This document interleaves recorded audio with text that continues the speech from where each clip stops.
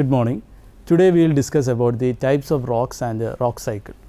So what is meant by these rocks? A rock can be defined as it's a natural substance, a solid aggregates of one or more minerals or mineraloids. So rock has been formed as a result of the aggregates of minerals. So minerals, we need to define what is a mineral is. A mineral can be defined as it's a solid, inorganic, homogeneous substance that is naturally occurring and crystalline in nature, having definite composition and internal atomic structure. So based on the association of these minerals, three types of rocks are formed on the earth crust. They are igneous rocks, sedimentary rocks and metamorphic rocks. So here in the earth crust we have three different rock types, but 66% of the earth crust is composed of sedimentary rocks, while 34% is composed of igneous rocks and metamorphic rocks. So why in the earth crust we have 66% of sediment rocks? The reason behind is that these sedimentary rocks are mainly found associated with the oceanic floors, and we know that 70% of the earth crust is composed of oceans, and that is why 66% of the sedimentary rocks are found in larger composition in the earth, while the rest of the 34% is composed of igneous and metamorphic rocks. Within that 34%, majority of them are igneous rocks. Now we will discuss about each rock types. First we will discuss about igneous rocks. Igneous rocks are those rocks which is formed by the consolidation of magma or lava. So what is this magma and lava? Magmas are molten material which is found beneath the earth crust, and when this molten material comes to the surface, we use the term lava. So both the consolidation of magma and lava, these igneous rocks have been formed. Now the term igneous comes from the word ignis, which means fire. So from the word fire, that means they are associated with the volcanic rocks and they are associated with the plate boundaries.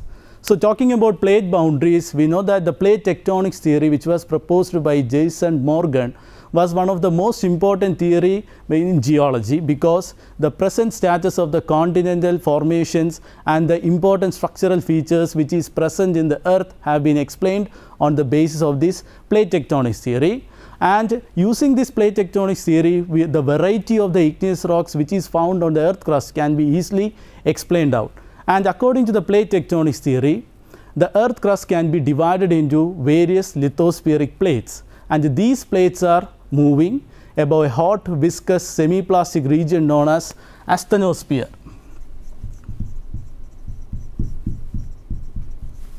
So above this asthenosphere, our plates are moving, and the plates are larger plates and smaller plates are there.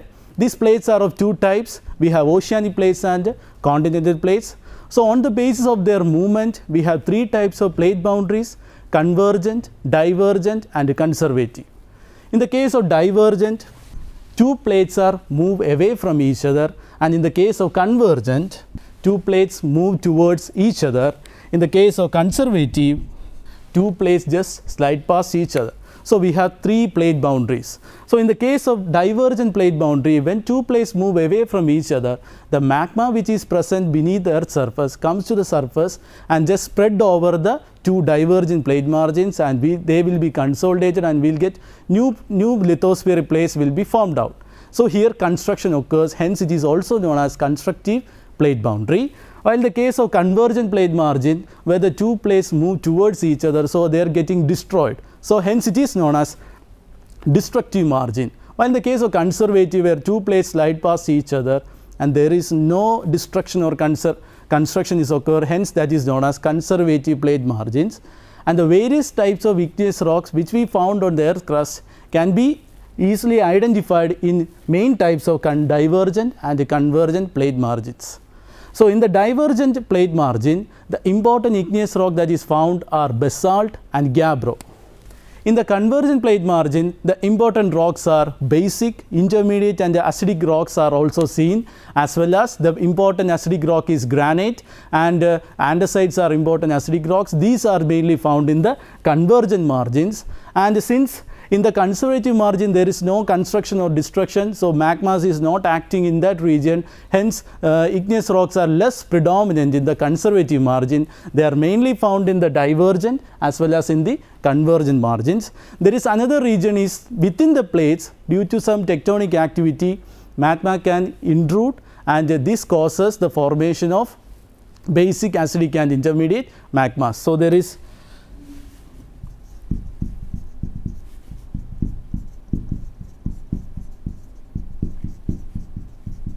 within the lithospheric plates, this is the other region that causes the formation of basic,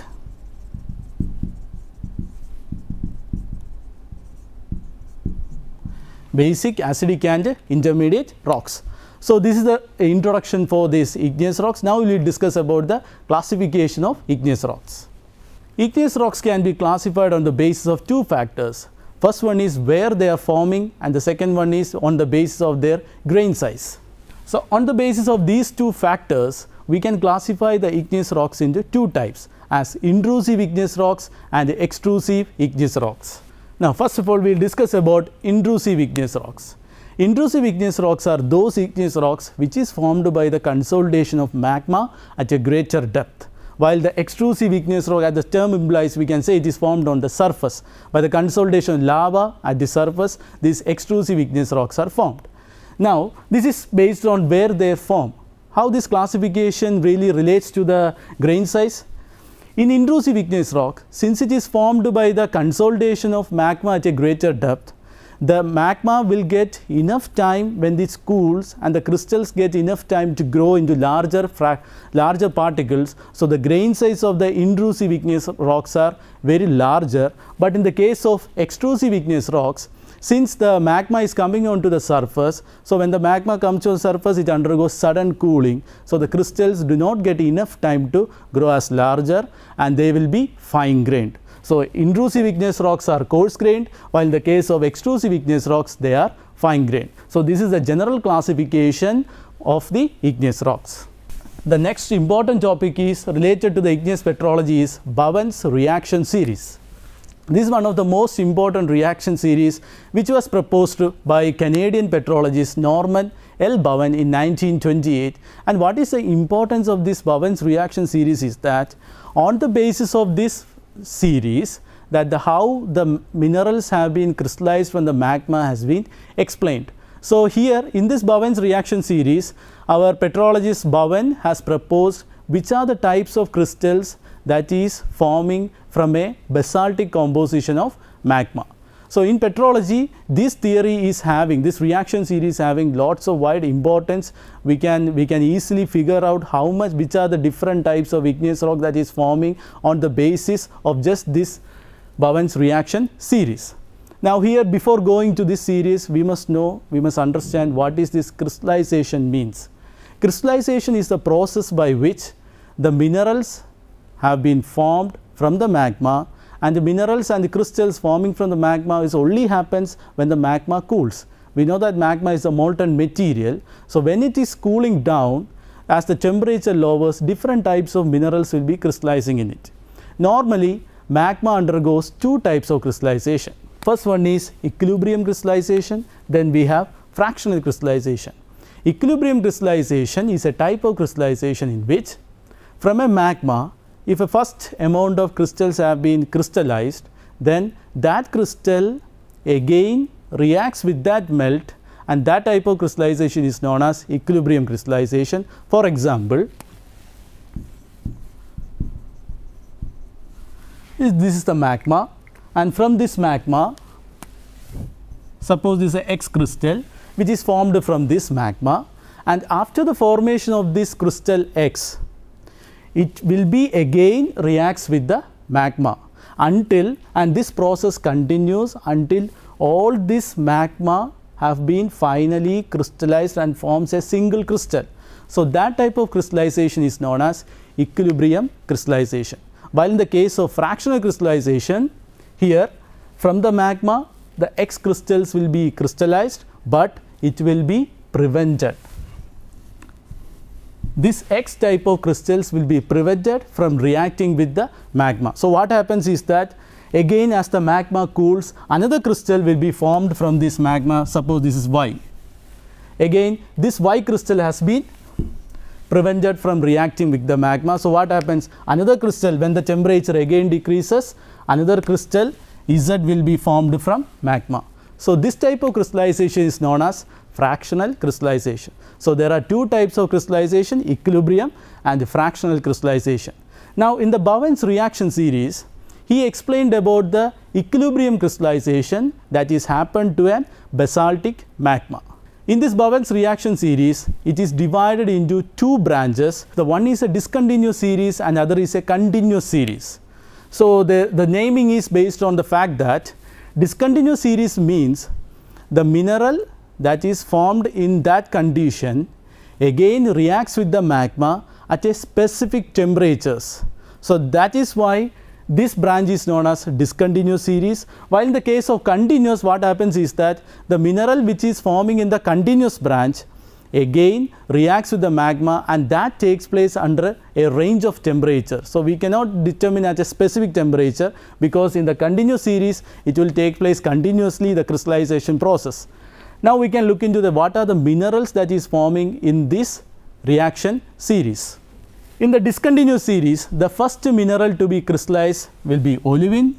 Then again, as the temperature decreases, it will form pyroxene, then amphibole and biotite. In the continuous series, we will have calcic plagioclase, which will be decreasing up to sodium rich plagioclase. We know that what is this calcium rich plagioclase, that is anorthite, and the sodium rich plagioclase is albite, and their crystallization, the plagioclase members are, it starts with the anorthite, then it starts with the bituminite, then labradorite, then oligoclase, andesine, and ends with the albite. So in the continuous series we have the plagioclase members, while on the discontinuous series we have olivine, pyroxene, amphibole and biotite. So what happens is that since Bowen's is explaining about equilibrium crystallization, the early formed olivine again reacts with the melt, and that reaction is taking place at a specific temperature. That is why this series is known as the discontinuous series. While in the case of plagioclase, the early formed anorthite again reacts with the plagioclase members up to albite at a continuous range of temperature. So there is no specificity in that crystallization. That is why this branch is known as continuous series. Now at last, these two branches unites together, forming potash feldspar, then muscovite, and the reaction ends with quartz.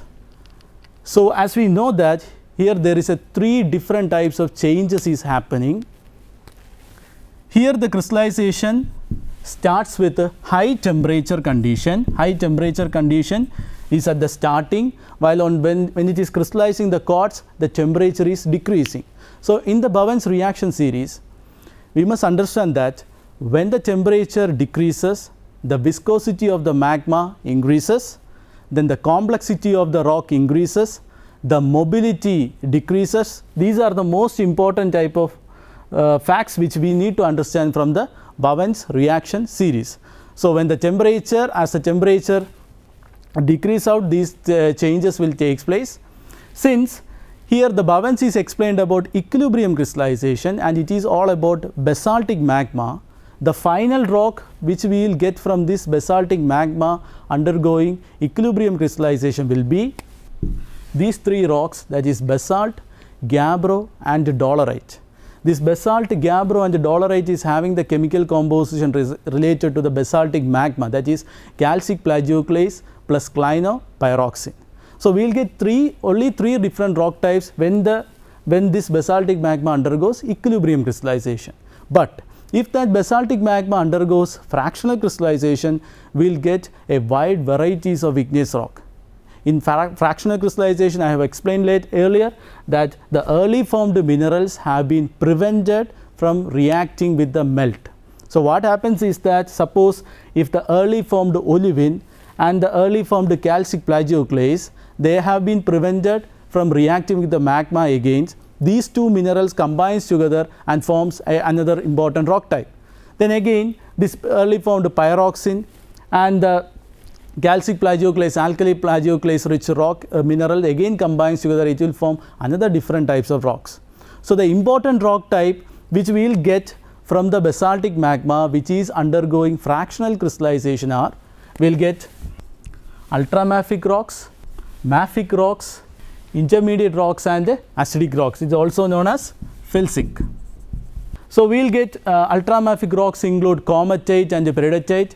In the mafic group we will get basalt and gabbro. In the intermediate we will get andesite and diorite, while in the case of felsic we will get granite, rhyolite, syenite, etc. So wide varieties of rocks will be forming when the magma undergoes fractional crystallization, but in the case of equilibrium crystallization, say the rock formed will be at the same composition as the melt is. Now this is another important diagram that shows how the mineral constituents are changing when the magma is undergoing from high temperature to the low temperature conditions. So from the Bowen's reaction series we have seen that the first mineral to be crystallized is olivine. So it is under high temperature condition. So the important mineral constituents in that will be magnesium, iron and calcium. So when the temperature decreases, the mineral constituents like iron, magnesium and calcium content will decreases, and there will be an increase in the amount of sodium, potassium and silica. So when the temperature decreases, the silica content increases and the rock become lighter in color, hence we term that rock as felsic rocks. But in the higher conditions, the rock contains higher amount of iron, magnesium and calcium, and the rock will be darker in color. That is why we termed it as ultramafic rocks. And another important difference between this felsic rock and ultramafic rock is that the ultramafic rock contains, as I mentioned earlier, high amount of iron, magnesium, calcium. They are highly mobile because their viscosity is very less, they are darker in color, their silica percentage is very low. But in the case of felsic magma, they are lighter in color because they are having high amount of silica content and sodium and potassium, and their viscosity is very high.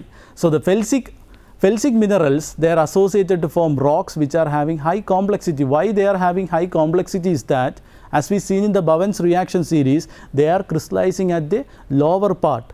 So when they are crystallizing at the lower part, what happens is that all the minerals which is forming in the higher part will be seen within the rocks that is forming in the lower part. So their complexity increases because of the increase in the mineral contents that is forming at the lower crust. And in the Bowen's reaction series, there is another important point is that quartz is forming at the last stage. Why? That means the quartz is the most stable mineral on the earth crust because it is forming at the last stage. But the high temperature minerals like olivine, pyroxene, they are not stable under the crustal conditions because they are forming at the high temperature conditions. That is, they are unstable at the crustal condition, while the last crystallizing quartz will be stable in the crustal conditions. Now we will discuss about the next important rock type, that is the sedimentary rocks. Now sedimentary rocks are, we have seen it, that 66% of the earth crust is composed of sedimentary rocks because they are generally associated with the ocean floors. This ocean floor is 70% of the earth crust is composed of ocean floors. So that is why we are having 66% of the earth crust composed of sedimentary rocks, which is very useful, especially we are having lots of usefulness in the sedimentary rocks, especially in studying the earth history. Now what is this sedimentary rocks? Sedimentary rocks are secondary rocks that are formed as a result of weathering, erosion, transportation that is happened to any pre-existing rock. That can be either igneous rock, metamorphic rock or even sedimentary rocks, and due to this process the sediments will be eroded and they will be transported and carried by the geological agents like a river, wind, glacial or river, wind, glacier or sea. Use the help of these geological agents, these sediments will be carried and they will be deposited in a basin, and in that basin what happens, the process like diagenesis that include cementation, compaction and lithification will take place, which results the formation of sedimentary rocks. Now I will give a flow chart about how these sediment rocks are forming. This is the flow chart which will very helpful in identifying the formation of the sediment rocks. the pre-existing rock like sedimentary, igneous or metamorphic rock undergoing weathering and erosion. Then sediments will be formed from these rock, pre-existing rocks. These sediments will be transported and they will be deposited in a basin, and in that basin what happens, the diagenesis process will act, and the diagenesis process include compaction, cementation and lithification, and finally due to this process these sediments will be derived from the pre-existing rock will be converted to sedimentary rocks. Now what is the importance of the sedimentary rocks? The sedimentary rocks are mainly very important because it helps in understanding the deposition environment, it helps in understanding the provenance of the rock, and most of the another important fact is that the resources like limestone deposits, coal, oil, all these deposits are associated with the sedimentary rocks, and they are also important in understanding the earth history. How this is useful in understanding the earth history is that fossils are generally found associated with these sedimentary rocks, and the important structures that are indicating the paleoclimatology, deposition environment, all these are associated with the sediment rocks, and that is why it plays a very key role in interpreting the earth history. Now we are going to discuss about the types of sediment rock, as we have discussed about the types of igneous rocks. Sediment rocks can be classified mainly into two types, as clastic rocks and non-clastic rocks. Now what is this clastic rocks? Clastic rocks are those rocks which are formed mainly due to mechanical action. That means from the as I said earlier, from the pre-existing rock the sediments have been derived and they will be transported, deposited in a basin, then diagenesis undergoes and form the sediment rock. That type of rocks are known as clastic sedimentary rocks, while in the case of non-clastic sediment rocks, these are formed as a result of precipitation, and we can divide these non-clastic rocks again into three types. The first one is evaporate rocks, the second one is carbonate rocks, and the third one is the organic rocks. Evaporate rocks are those which is formed by the precipitation of seawater, and the important evaporate sediment rocks are gypsum, and we have halite are the important rocks. Then the carbonate rocks are those which are formed by the precipitation of these calcium carbonate solutions, which are derived from the leaching of the organic shells of these organisms which is present in the sea, and the calcium carbonate will be derived, and from that calcium carbonate which undergoes precipitation and forms the rock limestone, which is one of the most important carbonate sediment rocks. Then the organic rocks are formed as a result of the organic activities like eroding some of the sediments, and they will be consolidated and forming the sediment rocks. So these are the different types of sedimentary rocks. Now we will go through each one. That is, first one is clastic rocks. As I mentioned earlier, they are formed as a result of mechanical actions, and these clastic rocks have been classified on the basis of their grain size. And another important fact is that in the clastic rocks we can see the broken fragments of the pre-existing rock, and due to that the clastic rocks are also termed as terrigenous rocks.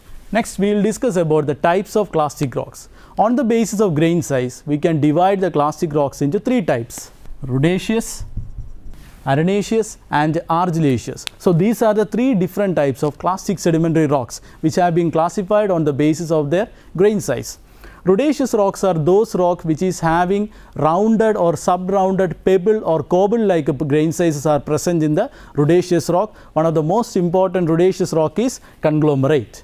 Then we have arenaceous rocks. Arenaceous rocks are those sedimentary rocks which are formed by the mainly composed of sand-sized materials, and the example is sandstone. In the case of argillaceous rock, argillaceous sedimentary rocks are those which are composed of argillaceous sediments like clay sediments. Then the important argillaceous sediment rock is shale. Now we are going to move to the non-clastic sedimentary rocks. In the non-clastic sediment rock, the first one is evaporate rocks. As I mentioned earlier, they are formed by the precipitation from the seawater, and the most important type of evaporate rocks are gypsum and halite. Next is carbonate rocks. These carbonate rocks, they are generally formed from the carbonate sediments, carbonate precipitation that is formed from the organic shell materials, and they will be precipitated and forms the limestone. Apart from limestone, other important type of carbonate sediment rock is chalk, which is generally used in the building properties also. Now we will discuss about the third type of rock, that is metamorphic rocks. Now, metamorphic rocks are those rocks which are formed from the pre-existing rock, like either sedimentary, igneous or metamorphic rock, as a result of pressure, temperature and chemically active fluids. Before going into that, first we will discuss about the term metamorphism. The term metamorphism was derived from the two words meta and morph. This meta means change and morph means form. So, from these two Greek words, the term metamorphism was introduced. Now, the term was first mentioned by the father of geology, that is James Hutton, and but the term metamorphism was introduced into geology by Charles Lyell. And metamorphism means when a rock which is formed under certain temperature and pressure conditions, and in that particular rock, if you are changing the pressure and the temperature of that rock, the minerals present within that rock become unstable. So, they will change its mineralogy and the texture. So, that process is known as metamorphism. Suppose we get an example, we will take a rock, a rock which is formed under 650 degrees Celsius and the pressure is 2 kilobars. Now, we are applying a temperature and a pressure which is slightly different from that of the original condition in which the rock has been formed. For example, we are applying a change in temperature of 550 and the pressure is 1 kilobar, or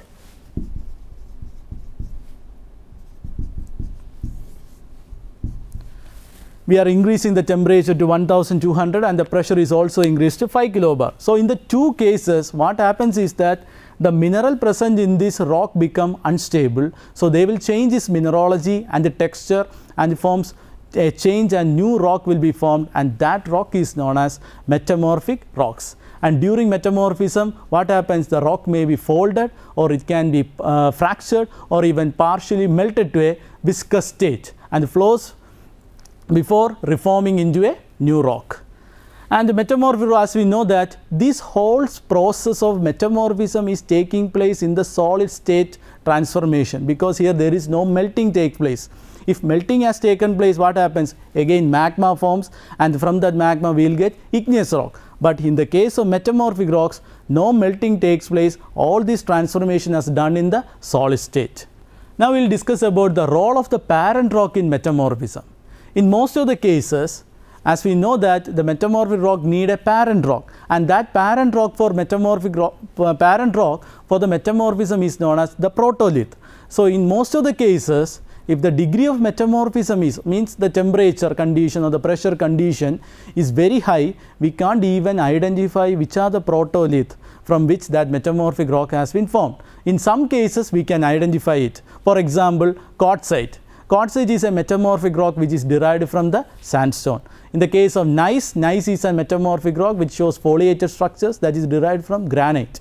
Marble is another important carbonate, crystalline carbonate rock, metamorphic rock, which is derived from limestones. So, these are the important parent rocks which we can typically identify from a metamorphic rocks, but in some of the cases we can't even identify the protolith from which the rock has been formed. So, these are the three important types of rocks which is found on the Earth's surface. Now, we will discuss about the rock cycle. So, rock cycle can be defined as how a rock can change from one type to the another. So, this rock cycle is having various difference apart from the other cycle, because there is no particular order in which these changes that is happening. So, due to that, it is very much different from other cycles, and the rock cycle has been done, the process has been taken place due to various processes like weathering, erosion, due to the effect of heat, pressure and the remelting. All these processes are included within this rock cycle. As you can see it in this diagram, the ultimate factor for the rock formation is magma, and from that magma what happens is that magma which is at a greater depth, that undergoes the consolidation, and the consolidated magma will form intrusive igneous rocks, and in some cases these magma will be ascending upwards, and that results the formation of extrusive igneous rocks. These extrusive igneous rock, under the effect of various geological agents, they will be eroded and the weathering process will take place, and the sediments which is derived from it, they will be transported by the geological agents and they will be deposited in a basin and undergoes diagenesis process, and this results the formation of sedimentary rocks. Now, sedimentary rocks are placed at a greater depth. Then in that sedimentary rocks, if the depth of formation is slightly increased, what happens is that the temperature and the pressure increases, and this sedimentary rocks will be converted to metamorphic rock due to the process of metamorphism. This metamorphic rock can also be uplifted or exposed in the surface, or even the sedimentary rocks can again be uplifted and exposed to the surface, and the weathering process can continue, or these metamorphic rock can again undergoes under the influence of temperature, they will be again being melted and forms the magma, and from that magma we will get again the igneous rocks will be formed and the cycle continues. So, there is no particular order, that is why we have said that there is no particular order in which the rocks can form, and this is about the rock cycle. And from this talk we find out which are the different types of rock type, that is igneous, sedimentary and metamorphic rocks, and what are the importance of these rock types, and we have seen how these rocks have been formed, and that is based on the rock cycle. Thank you.